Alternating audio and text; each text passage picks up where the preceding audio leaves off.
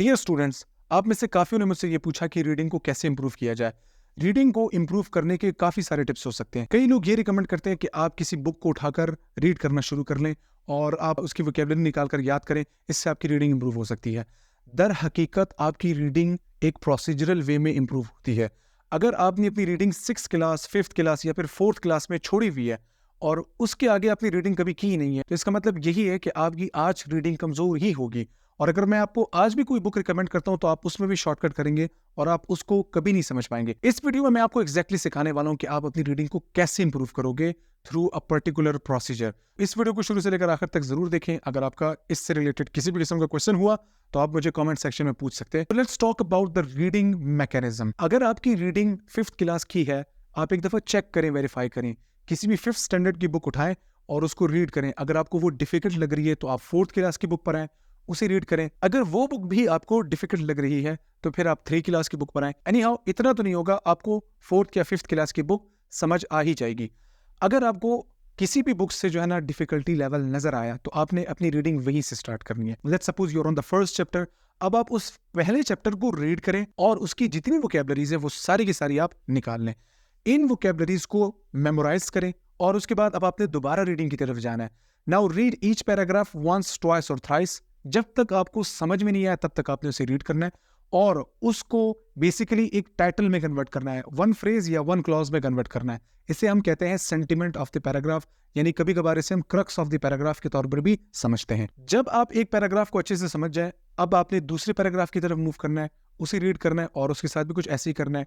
Read it once, either twice और even thrice, unless you are not understanding each and every word of that particular paragraph। जब आपको समझ में आए कि इस पैराग्राफ में क्या बात है, अब आप उसको भी एक लाइन में कन्वर्ट करें, वन लाइनर बना दें और इसी तरह तीसरे पैराग्राफ की तरफ मूव करें।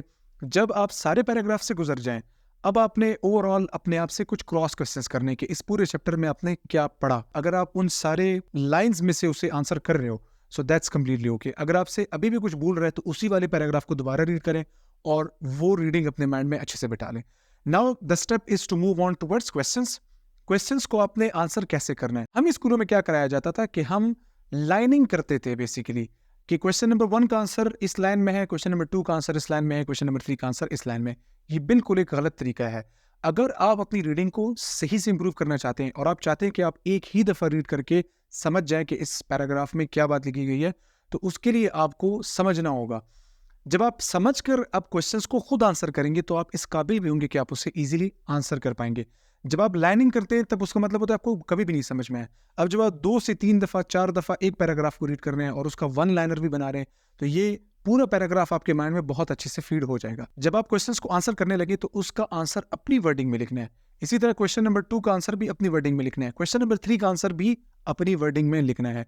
हर एक क्वेश्चन को अपनी वर्डिंग में आंसर करें और फिर उसके बाद उसे वेरीफाई करें कि क्या मैंने वही आंसर लिखा जो इस टेक्स्ट में अवेलेबल था।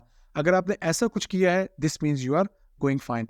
इसी तरह चैप्टर 2 की तरफ और 1 से 1.5 वीक के अंदर अंदर आपने इस पूरे बुक को खत्म करना है। फिर आपने 7th क्लास, जो भी अगला स्टैंडर्ड होगा, आपने उसको जो है पिक करना है। 6th क्लास के बाद 7th हो सकता है, 7th के बाद 8 हो सकता है। इसी तरह आपने 8 के बाद 9, 10th एंड आगे बढ़ते रहना है। ये याद रखें, जैसे जैसे आप बुक्स को आगे बढ़ाते रहेंगे आपके पास डिफिकल्टी लेवल इंक्रीज होता रहेगा, न्यू वर्ड्स मिलते रहेंगे, न्यू स्ट्रक्चर्स मिलेंगे, न्यू एक्सप्रेशंस मिलेंगे। ये आहिस्ता आहिस्ता प्रोसीजरल वे में आपको बहुत कुछ सिखा देंगे। तो आपने इस प्रोसीजर को फॉलो करते हुए रीड करना है। 4th या 5th क्लास, जहां से आपकी रीडिंग कमजोर है वहीं से स्टार्ट करना है। सारे आंसर्स खुद करने, कोई कॉपी पेस्ट वाला काम नहीं करना। तो आप देखेंगे कि 3 to 4 और 5 मंथ्स में आपकी रीडिंग बहुत अच्छे से इंप्रूव हो चुकी होगी। अब इसके बाद अगर आप किसी भी नॉवल को रीड करते हैं या किसी भी एडवांस बुक की तरफ मूव करते हैं तो आप इंशाल्लाह उसको रीड भी कर पाएंगे। याद रखें, आपने अपनी रीडिंग को आहिस्ता आहिस्ता ग्रेजुअली इंप्रूव करते रहना है। 9, 10th पे आकर रुकना नहीं है। उसके बाद इंटर की किताबों को भी रीड करना है, इंटर के बाद ग्रेजुएशन लेवल की बुक्स को भी रीड करना है। जितनी भी इंग्लिश की किताबें होती हैं, जो टेक्स्ट बुक्स होती हैं जिनमें स्टोरीज हो सकती हैं, उनको आपने रीड करते रहना है। तो ये प्रोसीजर आपको बहुत कुछ सिखाएगा। आपकी रीडिंग इसी तरह से ही इंप्रूव हो सकती है and this way is going to function for a long time. तो इस वीडियो के लिए इतना ही। अगर आपको ये वीडियो पसंद आई तो लाइक करें, सब्सक्राइब करें, शेयर करें और बेल के आइकन को प्रेस करना ना भूलें ताकि आपको आने वाली न्यू वीडियोस का नोटिफिकेशन मिलता रहे। Thank you.